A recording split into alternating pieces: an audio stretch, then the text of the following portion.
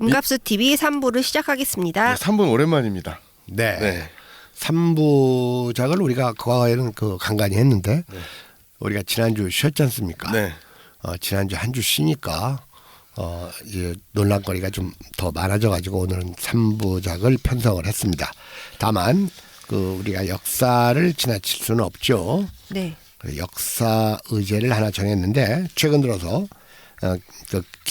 김혜원인가요? 손혜원인가요? 손혜원이죠. 네, 손혜원. 네.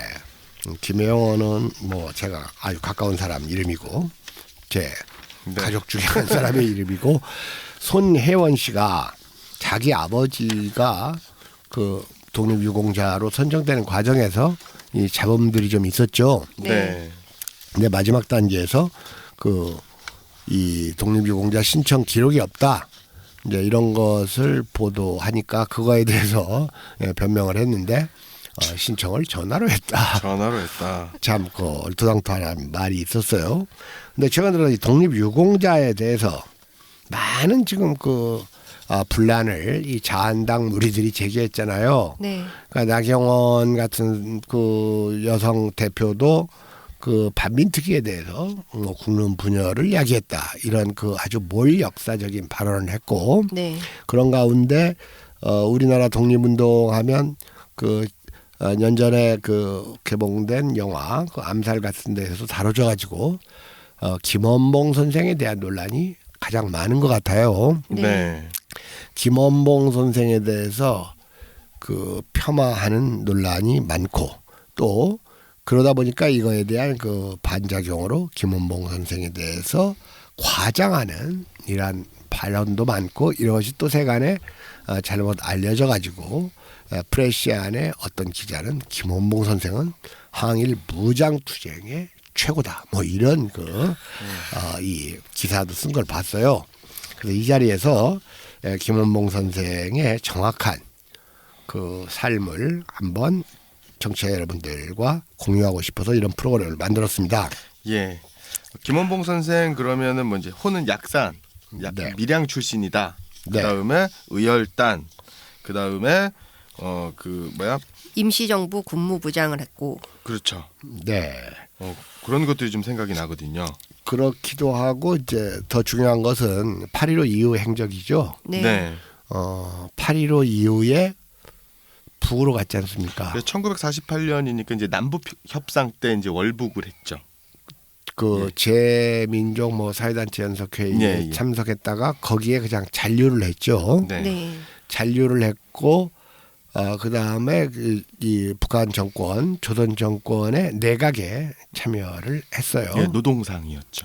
노동상입니까? 예. 그것도 한번 다시 우리가 그런 걸 한번 짚고 넘어가 보자 그겁니다. 네. 이런 가운데 5월 4일 날 MBC에서 김원봉 드라마를 방영하겠다라고 결정을 하니까 당장 이 매국정당 한국당에서 철회하라. 이렇게 나왔거든요. 그러니까 오로지 김원봉 선생에 대한 이 서운수여 그리고 김원봉 선생에 대한 기념사업을 반대하는 이유가 오로지 좌파다. 그리고 북의 내각에 참여했다. 그것을 또 6.25까지 연결시켜가지고 이 자한당 무리들은 6.25 전범이라는 말을 써요. 네. 전범. 네. 그렇거든요. 자, 그러니까 이 논란의 영화 암살 이래로 서운수여 드라마 상영 이런 것들로 많은 사람들의 이 관심을 집중시키고 있던 김원봉 선생에 대해서 좀 정확하게 한번 밝히겠습니다. 그리고 우리가 밝히는 김원봉이 진짜 김원봉이라는 자신감을 여러분들에게 발표하면서 이 논의를 시작하겠습니다. 네. 방금 강명길 선생님이 의열단 그리고 조선의용군 예. 말씀을 하셨어요. 우선 그것부터 좀 보도록 하죠. 제가 제 역사 실론집 미래를 위한 과거에서도 밝혀놓았듯이 우리나라 반일 독립 투쟁 세력은 크게 보아서 세 부류가 있다. 상해 임정 세력, 조선의열단 및 조선의용군 세력, 의열단과 의용군이 연결됩니다. 그리고 동북 항일연군 세력이다. 그런데 이 한국 남한의 대중은 상해 임정에 대해서는 어느 정도 알고 있지만 동북 항일연군에 대해서는 전혀 모르고 의열단 및 조선의용군에 대해서는 어중간하게 알고 있다. 자, 이런 말씀을 좀 드리겠습니다. 네. 제가 이 의열단 논의를 하는 이유는 바로 이 김원봉 선생이 그 만주 길림성 길림시 그 조양문 근처죠. 거기에서 그 의열단을 창업하는 창업 임원이었죠. 네. 그렇기 때문에 말씀을 드리는 겁니다. 자, 여러분들에게 그 책을 한 권 소개하면 창작과 비평사에서 나온 김영범이 그 저술한 한국 근대 민족운동과 의열단이라는 책이 있습니다.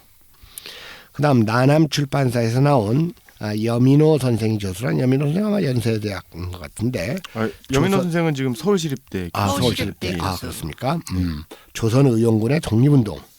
이 두 책의 전문서를 일단 들여다볼 필요가 있습니다.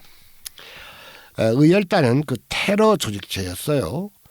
따라서 의열단을 정규 무장 항쟁군으로 봐서는 안 되고 바로 이 의열단이 변화 확대된 것이 조선의용군입니다. 그러니까 의열단과 조선의용군은 연계는 되지만 분리할 필요가 있고 미리 얘기하면 김원봉 선생은 의열단은 만들었지만 조선의용군에는 참여하지 않았다는 것을 먼저 말씀을 드립니다. 그러면 조선의용군하고 조선의용대는 좀 다른 거죠. 다르죠. 예. 의용대가 있고 이제 의용군이 있는데 방금 얘기했듯이 의열단을 만든 것은 그 영화 암살에서 부각된 이제 약산 김원봉 선생인데요. 바로 그 민족 시인 이육사 선생이 의열단의 단원이었고 네. 음악가 정율성 선생도 의열단의 단원이었습니다. 마침 그 21일 그 진행될 백건대학 75차 6차 강의에서는 민족 시인 이육사와 그리고 전사 김남주 두 시인의 삶과 시를 논의하는 시간을 갖기로 예정돼 있어요. 네. 연안파라는 말 들어보셨죠? 연안파. 네. 네. 연안. 예. 연안이 지금 우리가 그 여름에 답사를 할 그 중국 발음으로 예난.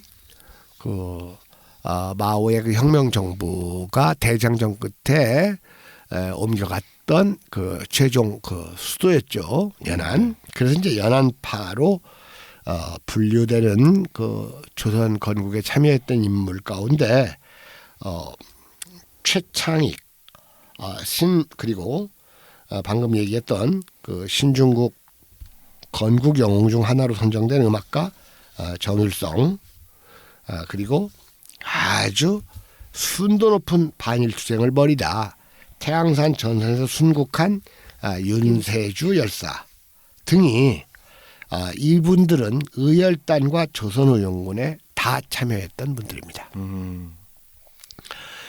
방금 얘기했듯이 조선의용대가 있고 의용군이 있는데 아무래도 대라고 하면 좀 작은 느낌이 들죠. 네. 군이라고 하면 정규군의 느낌이 들어요. 그러니까 이제 군보다는 대가 작은 개념인데 인원 규모로 볼 때 대라는 명칭이 부합되지만 조선의용군이 이 광복군이나 동북항일연군 또는 조선인민혁명군에다가 다 군자를 쓸 때 공평성을 위해서 조선의용군이라고 하는 게 좋겠다 이런 말씀을 먼저 드립니다. 그 김원봉 선생은 이제 의열단을 1919년 길림시에서 결성을 했는데 그때 내건 구호가 암살과 폭파였습니다. 그래서 사람들이 의열단을 의혈단이라고 오인하는 수가 많아요. 네. 네. 피혈자를 써가지고 의열단입니다. 의열단이라는 단체의 성격이 이제 그런 오해를 불러일으키기도 하는데요. 사실 김원봉 선생은 무장항쟁을 선택하지는 않은 분입니다. 무장항쟁은 불가능하다 이런 생각을 갖고 있었어요. 이런 생각은 그 당시 그 우파의 독립운동가 지도자였던 지청천, 이범석 이런 대부분의 그 민족주의 운동가들이 가졌던 생각과 비슷합니다. 1931년 그 일본군의 전면적인 만주 침공 9.18 사변이죠. 네. 이것이 진짜 정규군의 그 무장항쟁에는 을 선택하지 않았던 분들은 최전선에서 당연히 후방으로 물러나죠. 왜? 테러와 폭발을 하려면 후방에서 해야지. 전방에서 그걸 하면 그건 무장항쟁이죠. 그렇죠. 예. 그래서 김원봉 선생 같은 분들이 이제 그 물러났어요. 그 당시까지만 해도 아직 동북항일연군이 활동하기 직전이에요. 네. 그러니까 그 만주라는 곳에 공백이 생겼을 때 1930년대 그 만주의 무장항쟁의 공백을 메워준 탁월한 무장항쟁가가 바로 양세봉 장군입니다. 아, 양세봉 네. 선생님. 예. 그러니까 이제 우리가 양세봉 장군 같은 분들은 더 이렇게 그 기리고 상찬되어야 할 분인데 다만 양세봉 장군이 몇 년 만에 이제 순국하죠. 그 뒤에 김일성 등의 민족 좌파가 처절한 유격 항쟁을 벌이면서 최전선을 끝까지 사수함으로써 이 독립항쟁 중에서 최상의 개념이라고 할 수 있는 집단 무장 항쟁의 그 역사를 쓰게 된 겁니다. 조선의용군은 의열단이 모태가 돼서 만들어진 군대예요. 그리고 시작은 테러의 방식을 선택했지만 조선의용대로 거듭나면서 무장항쟁을 지향하는 대원들의 요구에 따라서 항일전선에 바짝 다가서는 화북으로 가야 된다는 화북행을 선택하게 돼요. 네. 근데 이때 바로 김원봉 선생은 화북행에 동의하긴 했지만 자기는 대열에 합류하지는 않았습니다. 왜냐하면 김원봉 선생은 우파예요. 장제스하고 늘 협력을 하려고 했어요. 네. 그러니까 집단 무장항쟁은 김원봉의 소신이 아니었어요. 그래서 자기는 최창익에게 조선의용대를 맡겼죠. 최창익 선생은 북의 건국 작업에 참여했고 상당한 고위직까지 올랐다가 해임됐죠. 그리고 최창익에게 맡기고 자기는 후방인 중경 임시정부를 선택해서 가가지고 중경 임시정부에서 그 군무부장 즉 군사부장을 맡았던 거예요. 그러니까 명백히 말해서 김원봉 선생은 장개석의 국민당군을 좋아했고 모택동의 홍군이나 팔로군에는 호감을 갖고 있지는 않았어요. 이 사람은 명백한 민족주의자고 우파입니다. 그렇기 때문에 임시정부를 선택한 거죠. 광복군 부사령관, 임시정부 국무위원 겸 군무부장을 맡았어요. 그러니까 이 김원봉 선생은 북에 가서 내각에 참여했고 8.15 이후에 북을 선택해서 갔는데 그 북을 선택해서 간 이유가 노덕술 때문이죠. 노덕술한테 그렇죠. 잘 알았어요. 노덕술이 그 친일 고등계 형사 끈아불이었던 노덕술이한테 붙잡혀가지고 2주 동안 모욕적인 그 고문 수사를 당했잖아요. 네. 그리고 노덕술한테 수사당하고 나서 그냥 밤새 통곡을 했다고 하잖아요. 그 무엇보다도 남해 있으면 이승만한테 죽을 것 같으니까 북으로 가서 북에서 이제 잔류를 했던 분이에요. 그래서 지금 우리가 조선 의용 군으로까지 김원봉 선생을 확대하는 것은 그건 역사적인 과장이고 김원봉 선생은 의열단과 임시정부 군사부장 여기까지 한계를 지어서 얘기해야 됩니다. 왜냐하면 조선 의용군까지를 김원봉 선생이 주도한 것처럼 하면 정말로 순도 높은 투쟁을 했던 윤세주 열사 그리고 그 다리를 잃은 김학철 선생 이런 분들이 그 태양산맥 그 호가장 전투 반소탕전 대일 반소탕전을 벌였던 주체인데 이분들이 대신 묻히거든요. 그러니까 그 호가장 전투하고 그 반일 소탕 반소탕전 이게 바로 조선의용군의 역사적이고 정치적인 자산입니다. 그리고 우리가 이제 최후의 분대장이라고 얘기되는 김학철 선생도 이때 다리를 잃었던 거예요.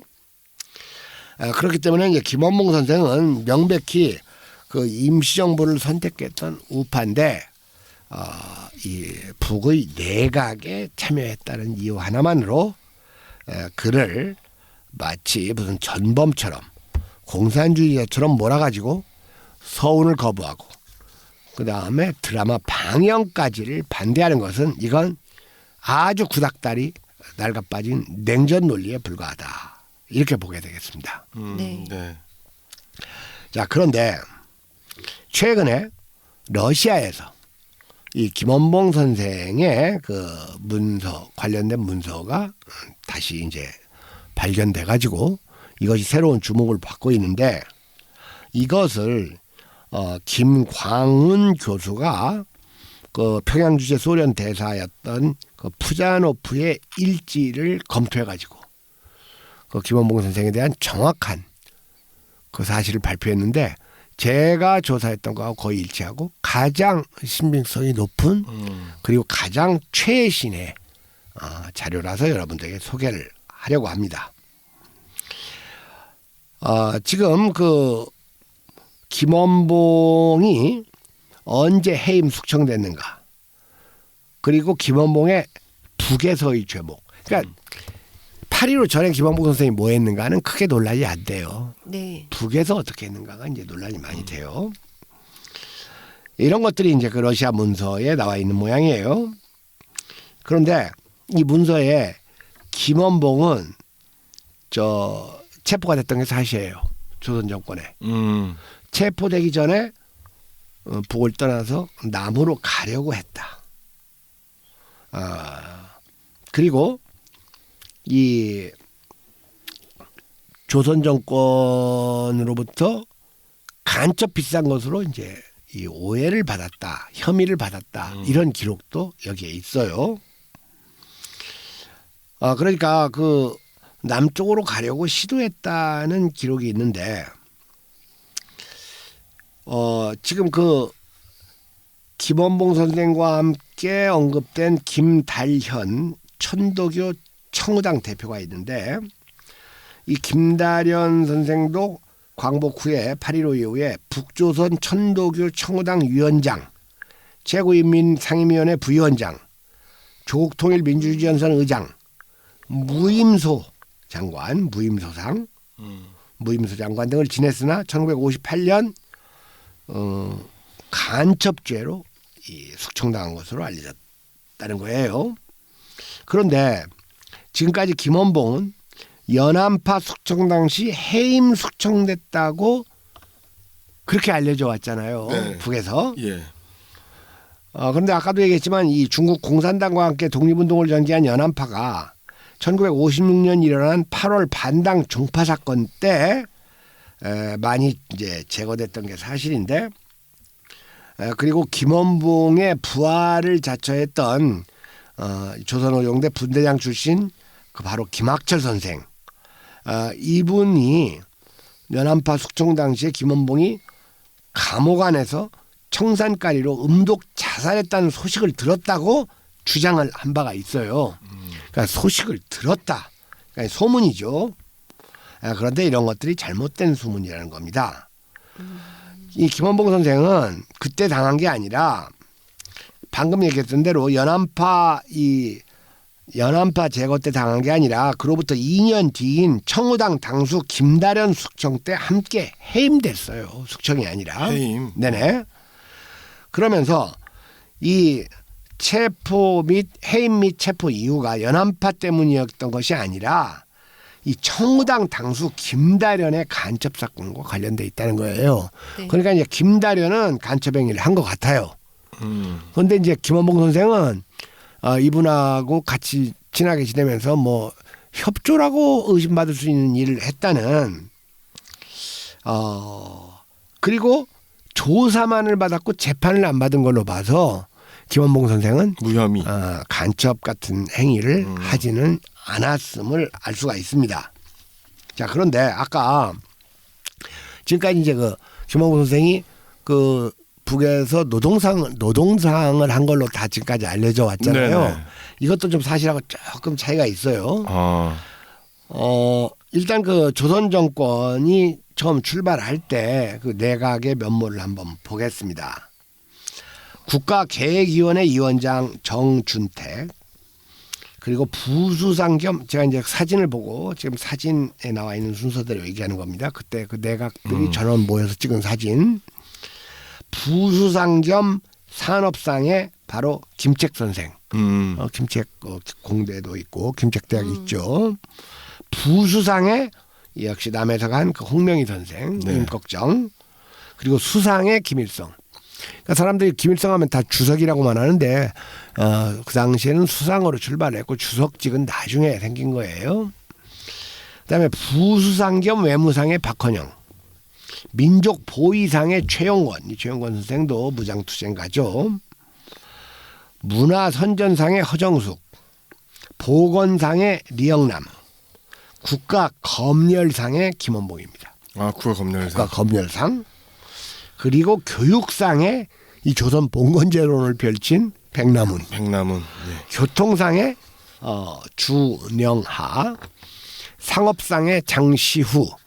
재정상의 바로 조선의용군의 지도자였던 최창익.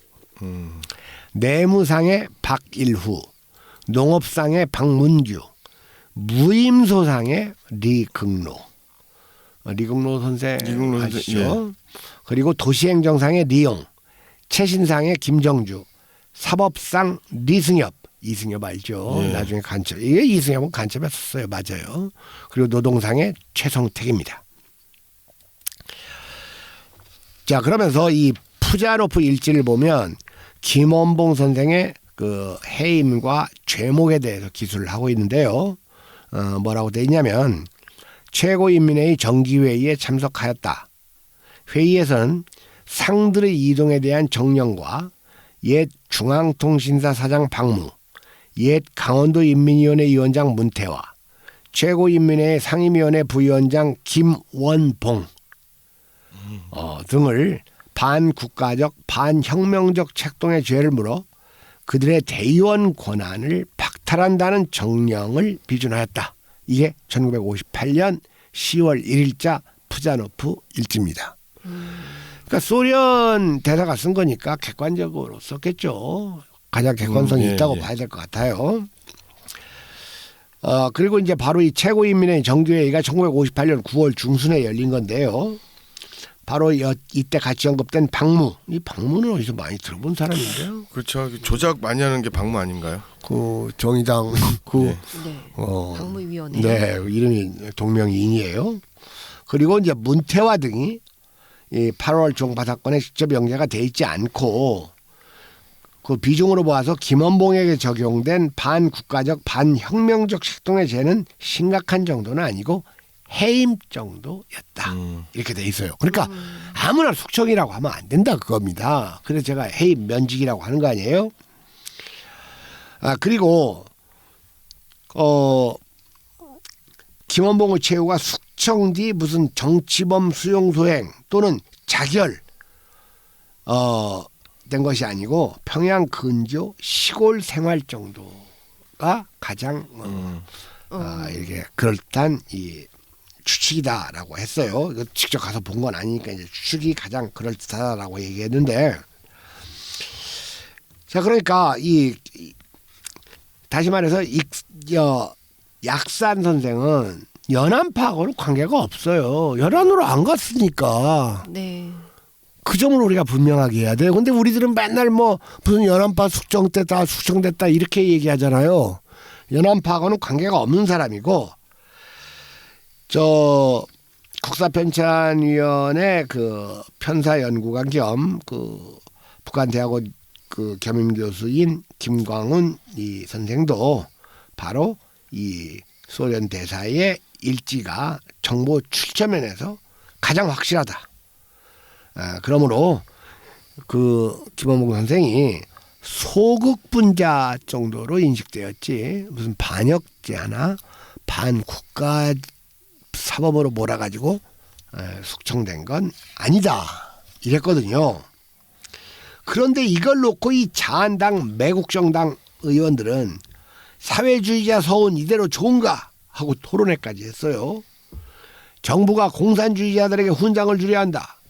대한민국을 부정하고 대한민국을 붕괴시키려는 공산주의자들한테 우리의 적성국가 사람들한테 훈장을 준다는 것이 말이 되느냐?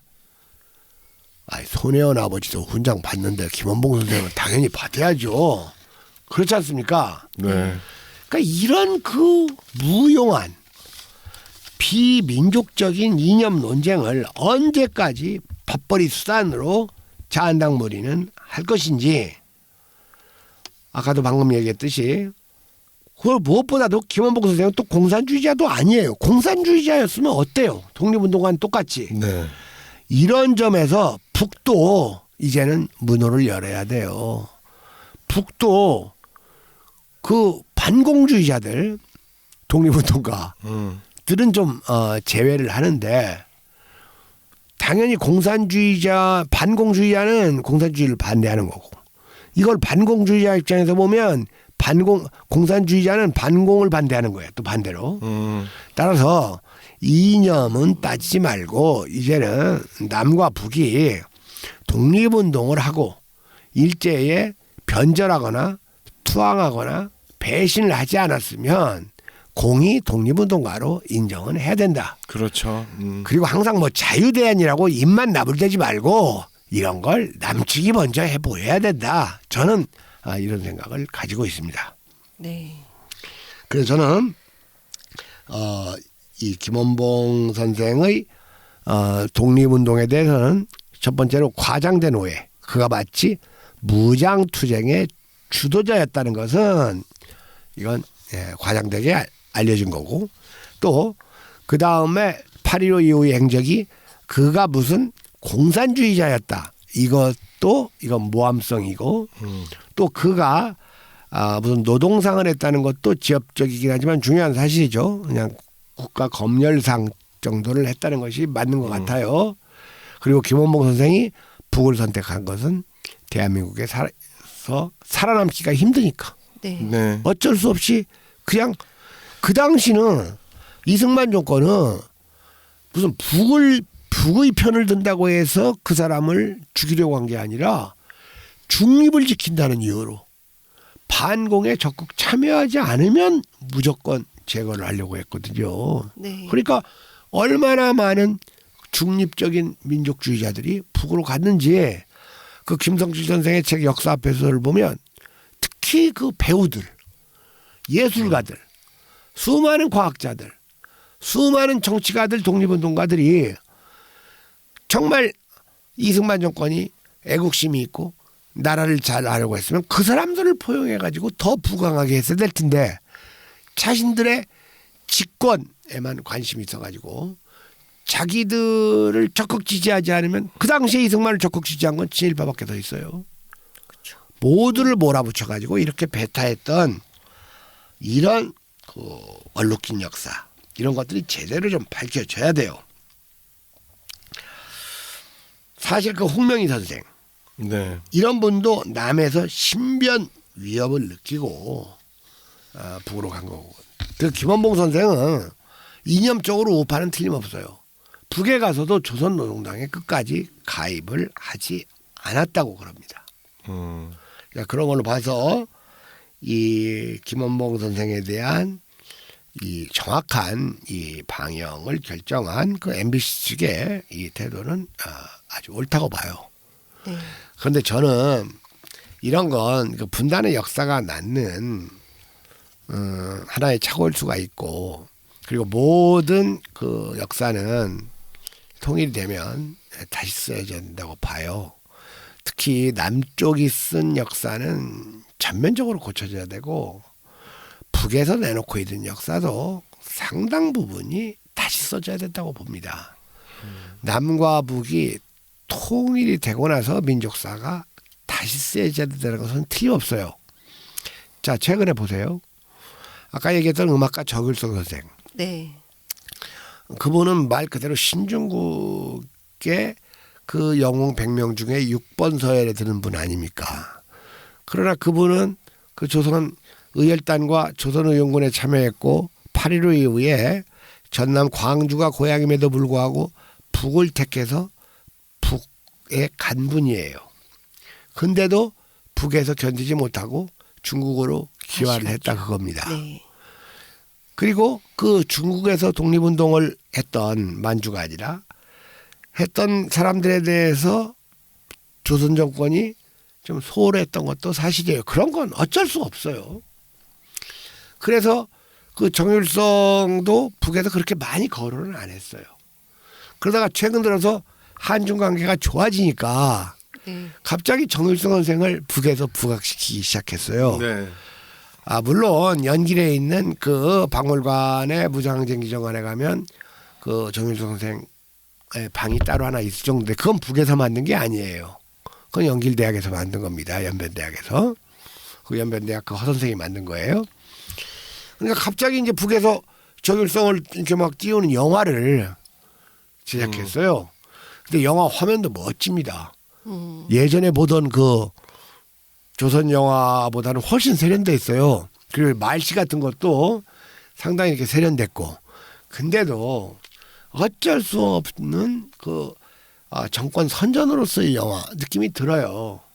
저는 조선 영화 좋아하는 사람들도 많은데 그 영화 장면을 보니까 이 정일성 선생하고 그 정설송 그 여사하고 이제 그 연애하는 얘기도 나오고 그러는데 갑자기 뭐 무슨 이 정일성 선생이 막 뭐 신문 기사를 보면서 막 그 정설송 선생한테 보여주면서 김일성 장군이 막 전투를 벌였다.